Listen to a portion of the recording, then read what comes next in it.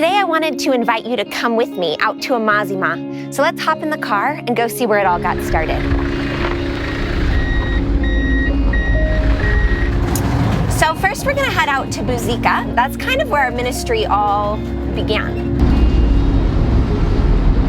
For me, it was always just about like walking through the doors that God had opened. And he happened to open one to Uganda, and then he continued to open doors to love and serve people in different ways. And really that's how Amazima was born. It was never a vision for this grand ministry. I never could have imagined any of the things that we're doing today. It was really about just seeing a need and seeing a person in front of me that was in need and asking myself, okay, how would God have me meet this need? And do I have the ability to meet this need? And if so, I believe that it's my responsibility to try to help in whatever way I can. And as I came to really love these children and cherish them and want to be their friend and get to know their stories, I came to find out that most of them had family members.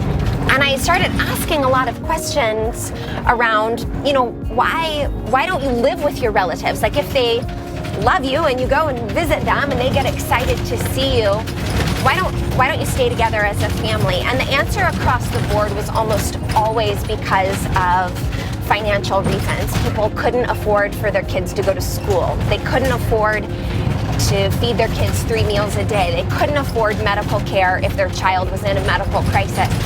And children at the orphanage were able to receive those things through the orphanage program.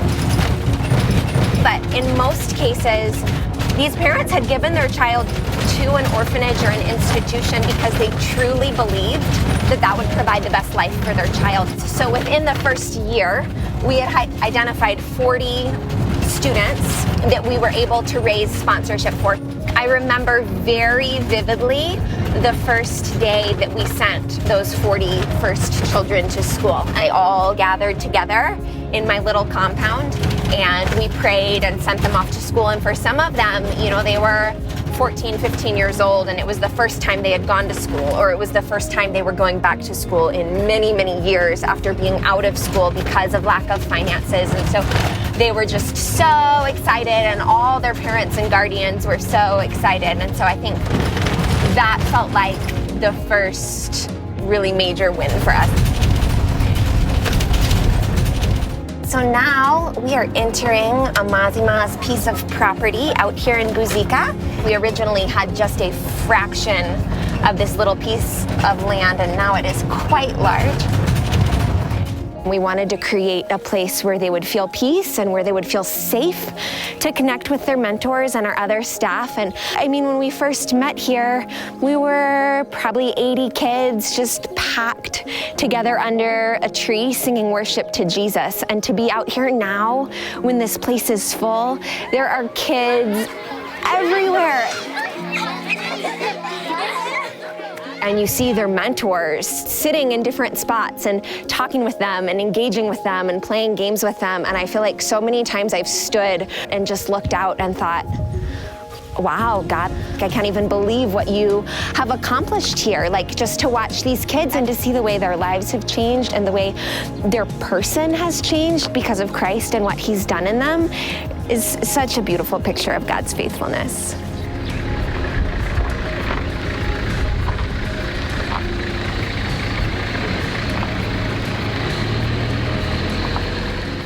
Here we are at the Amazima School.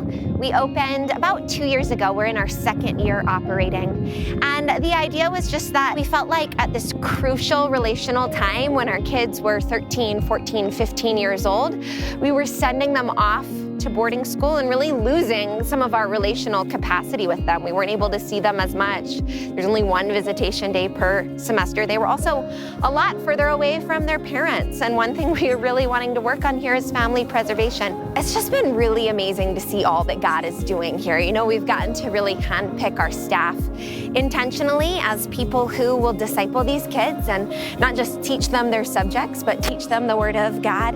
And God has blessed us with really amazing staff here that are just transforming these kids' lives by loving them day in and day out.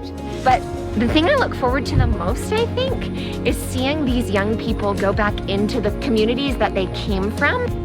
and being transformational there. I just imagine the kind of leaders that they will be, these people who know Christ, who are courageous and bold in their decision making, but who also are servants and want to serve the people around them and want to lift up the people around them. And I just can't wait to see how they will go out and transform communities. I mean, I have so much hope for each student here, that as they go out and change their little pockets of the world that God gives them, and as they step out in obedience to serve Him, just what an amazing change that will be for whole communities here.